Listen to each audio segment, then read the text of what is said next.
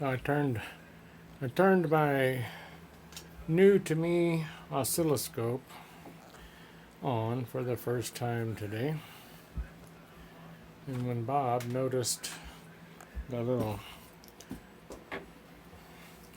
lights going by, she just couldn't stand it. She just had to see what was making those things go.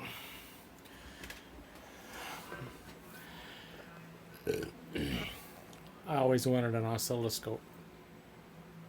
So when a friend of mine offered me this one for an amazingly low price, I just had to take him up on it. That's a Techtronics 465M or 465 mic. It used to be like a really highfalutin model. It was over $1,000 new. I won't tell you how low price I paid for it. You'll go, oh, are you kidding me? They practically gave it to me. There's a knob missing on it right there, but I think it's just like that one. My channel 1 and channel 2, there's 2 channels. And then you can see how you can vary the position of the two by these knobs right here. Vary their position on the scale. That's pretty cool. So today's the first time I've turned it on. I've had it for months.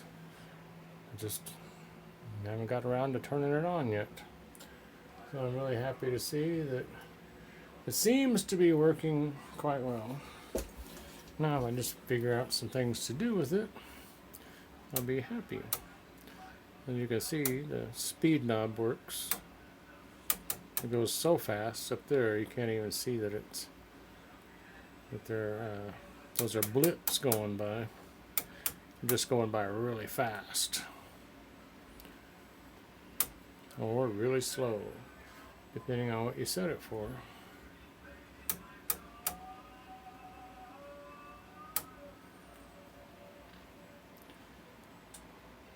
Cool deal. I always wanted one. Well, now that I came in to get a movie of Bob messing with it, now she's not interested. Oh well. Anyway, my little electronics place setting it up.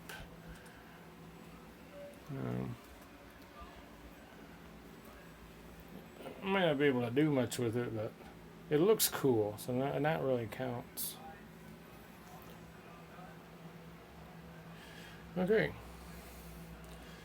I'm going to leave you with the picture of my new to me oscilloscope. It's really probably 40 years old, but it still works, and I'm happy with it. This is the 13th of February, 2020.